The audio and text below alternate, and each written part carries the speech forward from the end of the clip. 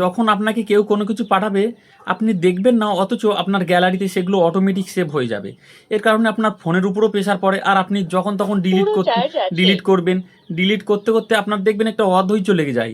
আপনি চাইছেন এগুলোকে বন্ধ করতে, আর বিশেষ করে যারা গ্রুপে থাকে, কোনো হোয়াটসঅ্যাপ গ্রুপে যখনই কেউ কোনো গ্রুপে কোনো কিছু সেন্ড করে বা পাঠায়, দেখবেন আপনার গ্যালারিতে সেটা অটোমেটিকলি সেভ হয়ে যাবে।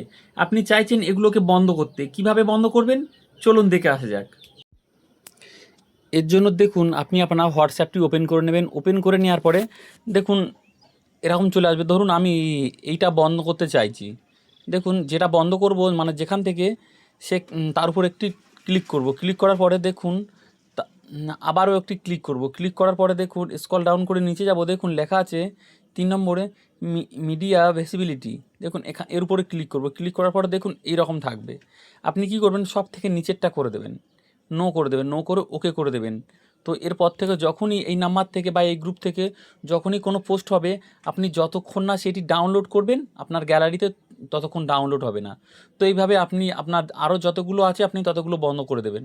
তো ভিডিওটি ভালো লাগলে অবশ্যই লাইক করবেন, এবং এরকম নতুন নতুন কিছু জানতে হলে, শিখতে হলে অবশ্যই আমাকে ফলো করে পাশে থাকবেন।